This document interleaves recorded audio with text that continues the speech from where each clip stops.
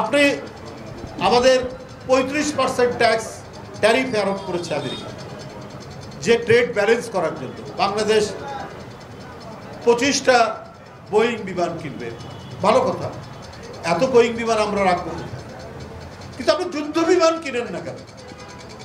আমার সার্বভৌমত্বের উপর তো অনেক সময় চ্যালেঞ্জ হয় নানা দিক থেকে। আপনি 2-3টা ইয়ে কেনেন, কি বলে যে বোয়িং কেনেন, অসুবিধা না, কিন্তু যুদ্ধ বিমান কেনেন,